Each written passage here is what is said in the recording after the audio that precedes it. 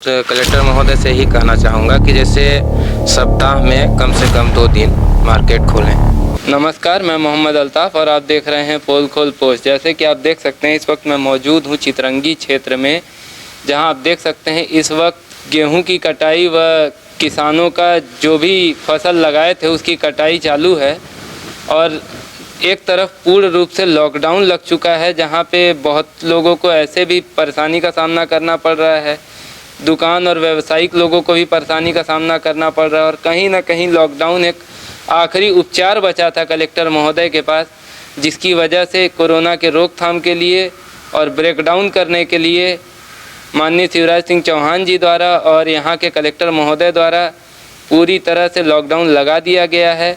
ग्राम में भी लगा दिया गया है और शहरी क्षेत्र में भी लगा दिया गया है। अब जानते हैं कि किस प्रकार से परेशानी का सामना करना पड़ रहा है। जैसे कि देख रहे हैं पूरी तरीके से लॉकडाउन लग चुका है और सारे काम ठप्प पड़े हैं। उसमें उस विषय में जैसे आप लोग की गेहूं की कटाई चल रही है, अभी किस किस चीज़ की कटाई हुई है? गेहूं की हो गई है, अरहर की हो गई है कटाई जी। कटाई वटाई सब हो गया है। लेकिन क्या है कि जैसे हम लोग जो गल्ला होता है उसको बाज़ार में ले जाके बेचते हैं, लेकिन लॉकडाउन हो जाने की वजह से सब घर में रखा हुआ है। आदमी कुछ बेच नहीं पा रहा है, न कुछ ले दे पा रहा है। लॉकडाउन की वजह से ये सारी समस्या आ रही हैं। ये कब से काट के रखें और ये कब तक आप लोगों का बेचने का एक वो आशा रहता है? जैसे हर वर्ष आप लोग करते हैं बुआई कटाई, हर वर्ष बुआई कटाई तो अभी मतलब कि 10-15 दिन पहले सब कंप्लीट हुआ है खेत से। इसके बाद थ्रेसरिंग वोसरिंग अभी सब जाके हुआ है। अब बेचने का यही सीजन ही है। तो कहीं ना कहीं आप लोगों के साथ बहुत परेशानी का सामना करना पड़ रहा है। तो घर का जो भी आप लोगों का घर का पालन पोषण होता है, बस क्या ये एकमात्र साधन? हाँ, खेती किसानी बस है, और क्या। नौकरी चाकरी तो है नहीं अपने पास। तो इस लॉकडाउन से आपको किस प्रकार से प्रभाव पड़ा है? प्रभाव इस तरह पड़ा है कि भाई अब जो हम लोग का किसानी था वो कंप्लीट हुआ, वो अनाज अपना बेच नहीं पा रहे हैं। अगर बेच लेते तो कुछ पैसा आ जाता अपने पास, तो उससे आदमी जो ज़रूरत की चीज़ें थी तो वो भी खरीद लेते हैं। तो जो भी फैसला लिया गया है माननीय शिवराज सिंह चौहान जी द्वारा और यहाँ के कलेक्टर महोदय द्वारा, तो उससे आप कहाँ तक संतुष्ट हैं? देखिए, कोरोना के चलते जो फैसला लिया गया है वहाँ तक हद तक ठीक है, लेकिन जो एकाएक बंदी कर दिया गया है ये थोड़ा सा गलत है। जैसे कि 1-2 दिन हफ्ते में खुल जाता तो आदमी अपना सर सामान जो भी है खरीद लेता। आपका व्यक्तिगत राय किस प्रकार से रहेगा कि अगर लॉकडाउन को लेके अगर राय रखनी है तो किस प्रकार से आप राय देंगे? हम तो कलेक्टर महोदय से ही कहना चाहूँगा कि जैसे सप्ताह में कम से कम 2 दिन मार्केट खोलें। वो चाहे 4 ही घंटा के लिए खोलें, लेकिन खोलें, क्योंकि इससे बहुत ज़्यादा असर व्यापारियों का भी पड़ा है। इसलिए हम चाहते हैं कि हफ्ते में 2 दिन दुकान या बाज़ार खुलना चाहिए। इससे किसान भी भाई जो हैं अपना अनाज जो भी सामग्री है खरीद लें, क्योंकि अभी तो खाली हुए हैं, सब कटाई दवाई करके खाली हुए हैं। तो जो भी अपना सामग्री है घर का लेन देन कर लें अच्छे से। 2 दिन तो खुलना चाहिए साप्ताहिक। जैसे कि आपकी एक मांग 2 दिन खुलने की है, वहीं पे दूसरी तरफ बढ़ते कोरोना महामारी को देख के जो प्रशासन द्वारा फैसला लिया गया है उससे भी आप कहीं ना कहीं संतुष्ट हैं? एक तरीके से ये भी देखा जाए कि अभी और भी चीज़ों की खेती बाकी है, जैसे आम हो गया, ये सब का भी सीज़न आ रहा है, तो उन सब में भी किस प्रकार से प्रभाव पड़ेगा? फिर लॉकडाउन रहेगा तो भी आप अपना मार्केटिंग कहाँ कर पाएंगे? हम लोग अपना बाज़ार ले जाके थोड़ी आम हो गया, कटहल हो गया, ये सारी चीज़ थोड़ी बिक्री कर पाएंगे, वो भी सब बर्बाद ही होगा।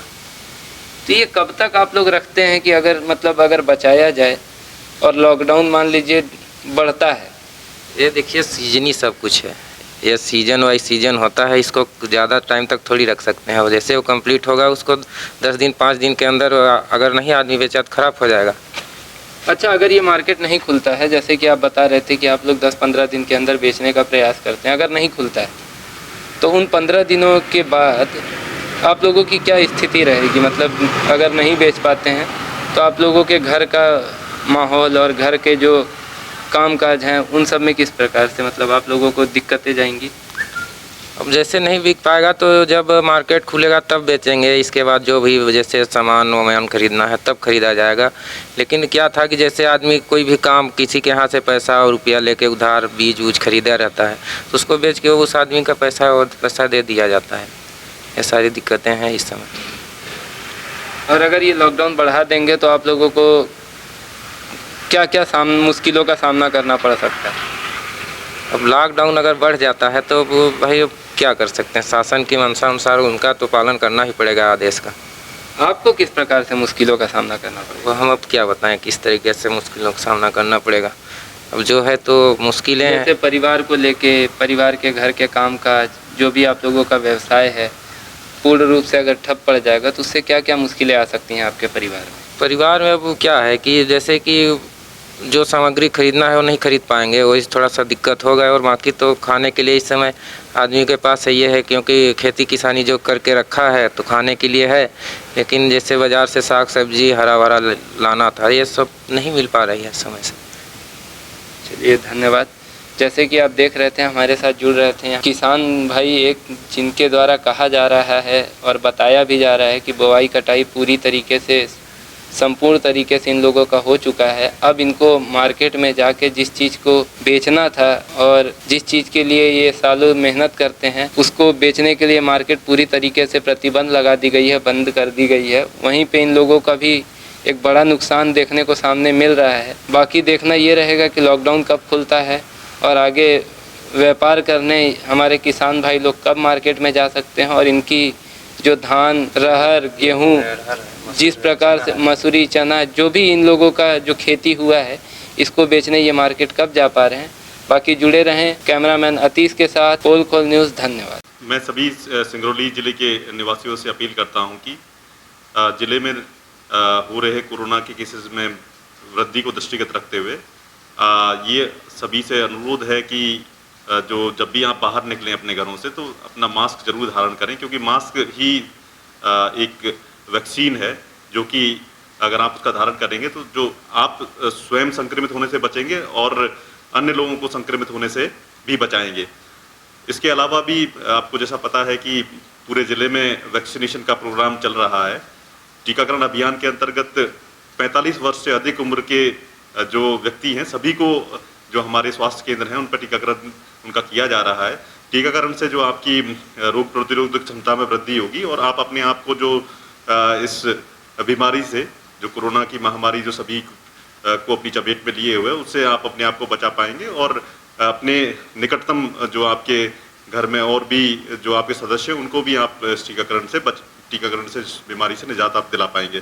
तो मेरा सभी से अनुरोध है कि जो सबसे महत्वपूर्ण उपाय इस बीमारी से बचने का है वो मास्क सभी लगाएं, सामाजिक दूरी बनाए रखें और जो अपने आसपास जितने भी 45 वर्ष से अधिक उम्र के जो व्यक्ति हैं उनको टीकाकरण के लिए प्रेरित करें और उनका टीकाकरण करवाएं। आपके शहर, आपके बैठन में निरंतर 60 वर्षों से आपके सेवा में नयन सुख ऑप्टिकल। हमारे यहाँ सारे ब्रांडेड चश्मे का एकमात्र शोरूम है, साथ ही आंखों का चेकअप फ्री में कराएं। पाए ब्रांडेड चश्मे उचित दामों में, एकमात्र प्रतिष्ठान जहाँ पाए चश्मे की भरपूर वैरायटी। यहाँ आपको मिलने वाले हैं ब्रांडेड चश्मे, नजर के चश्मे और बेहतरीन फ्रेम की कलेक्शन। अगर आप भी धूप का चश्मा या नजर का चश्मा बनवाना चाहते हैं तो नयन सुख ऑप्टिकल पर जरूर विजिट करें। हमारा पता है कॉलेज रोड, बेलौजी, बैठन मध्य प्रदेश, और दूसरा है नयन सुख ऑप्टिकल शोरूम, शिवाजी कॉम्प्लेक्स, बिंदनगर, दुकान नंबर 58। हमारा कॉन्टैक्ट नंबर है 07805355408 8878693093। सिंगरौली जिले में आ गया ग्रोसरी फॉर यू। फिर देर किस बात की, जल्दी विजिट करें और पाए सारे ग्रोसरी आइटम में डिस्काउंट और साथ ही ऑनलाइन बिल। 500 से ज्यादा आउटलेट्स पूरे भारत में। दुकान में भटकने से छुटकारा, अब एक ही स्टोर में सब कुछ। दुकानों में भटकना क्यों, ग्रोसरी फॉर यू लाया है ऑनलाइन डिलीवरी घर बैठे ही। बचत भी बचत भी। हमारा पता है गनियारी रोड, बैठन चंदेर पैलेस के पास, सिंगरौली मध्य प्रदेश। हमारा कॉन्टैक्ट नंबर है 9685965487 70013708। और हाँ,